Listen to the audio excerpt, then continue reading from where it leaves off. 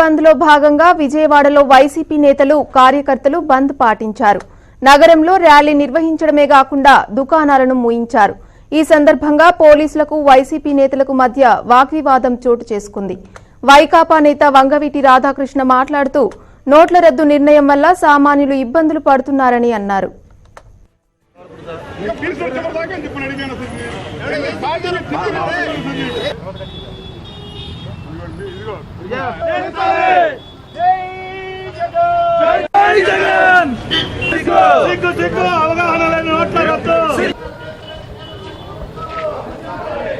అలాగే ఇవాళ బంద్ కూడా స్వచ్ఛందంగా చాలా మంది మేము అడుగుతున్నాము, ప్రజలు కోరుతున్నాము, మాకు మద్దతు తెలియజేయండి. రానున్న రోజులు ఇంకెన్ని ఇబ్బంది పడతాము మనకు అర్థం కాని పరిస్థితుల్లో ఉన్నాం కాబట్టి ఈ కార్యక్రమం అన్ని పార్టీలు అతీతంగా భారతదేశం అంతటా కూడా కార్యక్రమం చేపట్టడం జరిగింది.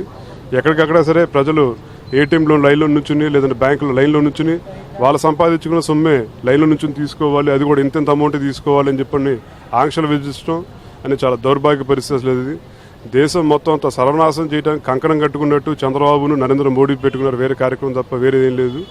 చంద్రబాబు కరెక్ట్గా డిమానిటైజేషన్ అవ్వక 2 రోజుల ముందు తన హెరిటేజ్ గ్రూప్ని దానికి ఉన్న మార్కెట్ రేట్ కంటే కూడా ఎక్కువకి ఫ్యూచర్ గ్రూప్కి అమ్మేయడం జరిగింది.